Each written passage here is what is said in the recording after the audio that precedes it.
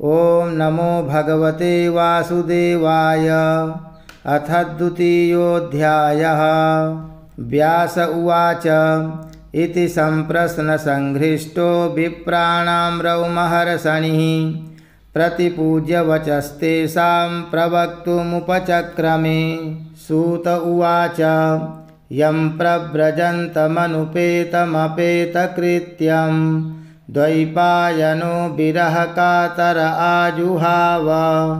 पुत्रेति तन्मयतया तरवोऽभिनेदुस्तं सर्वभूतहृदयं मुनिमानतोऽस्मि।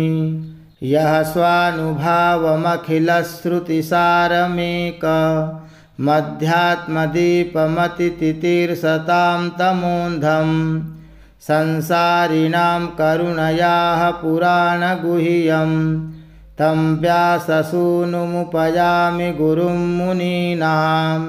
नारायणं नमस्कृत्य नरं चैव नरोत्तमं देवीं सरस्वतीं व्यासं ततो जयमुदीरयेत्।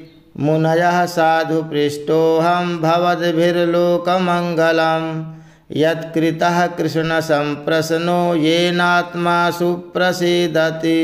स वै पुंसां परो धर्मो यतो भक्तिरधोक्षजे अहैतुक्यप्रतिहता ययात्मा सम्प्रसीदति। वासुदेवे भगवति भक्तियोगः प्रयोजितः जनयत्यासु वैराग्यं ज्ञानं च यदहैतुकं। धर्मः स्वनुष्ठितः पुंसां विश्वक्सेन कथासु यः नोत्पादयेद्यदि रतिं श्रम एव हि केवलं। धर्मस्य ह्यापवर्ग्यस्य नार्थोऽर्थायोपकल्पते नार्थस्य धर्मैकान्तस्य कामो लाभाय हि स्मृतः।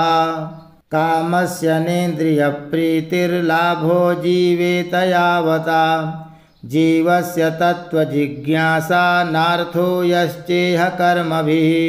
वदन्ति तत्तत्त्वविदस्तत्त्वं यज्ज्ञानमद्वयं ब्रह्मेति परमात्मेति भगवानिति शब्द्यते। तच्छ्रद्दधाना मुनयो ज्ञानवैराग्ययुक्तया पश्यन्त्यात्मनि चात्मानं भक्त्या श्रुतगृहीतया। अतः पुंभिर्दुजश्रेष्ठा वर्णाश्रमविभागशः स्वनुष्ठितस्य धर्मस्य संसिद्धिर्हरितोषणम्।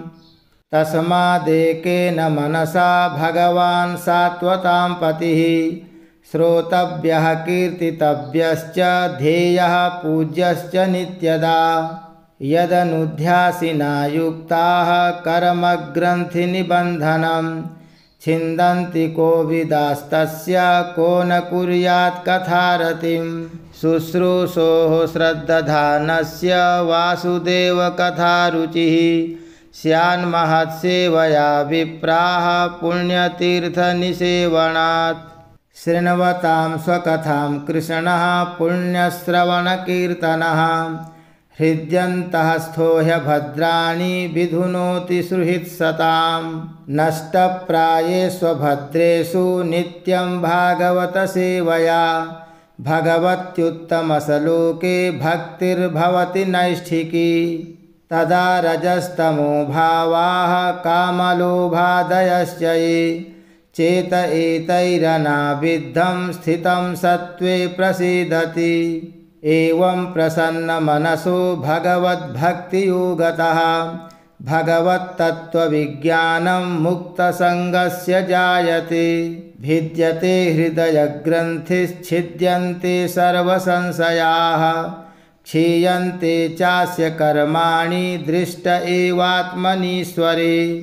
अतो वै कवयो नित्यं भक्तिं परमया मुदा वासुदेवे भगवति कुर्वन्त्यात्मप्रसादनीं। सत्त्वं रजस्तम इति प्रकृतेर्गुणास्तैर्युक्तः परः पुरुष एक इहास्य धत्ते। स्थित्यादये हरिविरिञ्चि हरेति संज्ञाः श्रेयांसि तत्र खलु सत्त्वतनोर्नृणां स्युः। पार्थिवाद्दारुणो धूमस्तस्मादग्निस्त्रयीमयः तमसस्तु रजस्तस्मात् सत्त्वं यद्ब्रह्मदर्शनं भेजिरे मुनयोथाग्रे भगवन्तमधोक्षजं सत्त्वं विशुद्धं क्षेमाय कल्पन्ते ये नुतानिह मुमुक्षवो घोररूपान् हित्वा भूतपतिनथ नारायणकलाः शान्ता भजन्ति ह्यनसूयवः रजस्तमः प्रकृतयः समशीला भजन्ति वै पितृभूतप्रजेशादीन् श्रियैश्वर्यप्रजेप्सवः वासुदेवपरा वेदा वासुदेवपरामखाः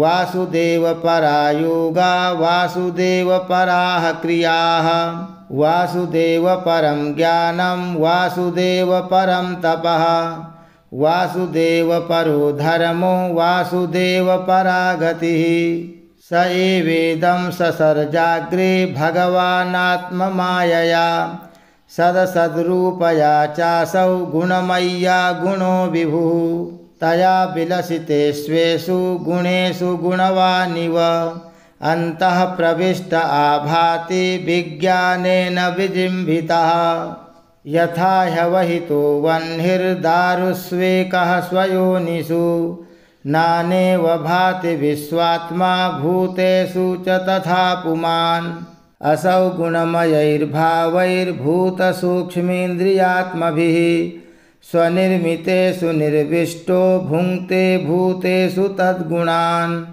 भावयत्येष सत्त्वेन लोकान् वै लोकभावनः लीलावतारानुरतो देवतिर्यं नरादिषु।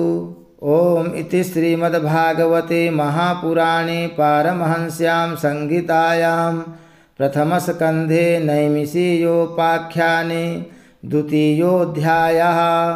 श्रीकृष्णार्पणमस्तु।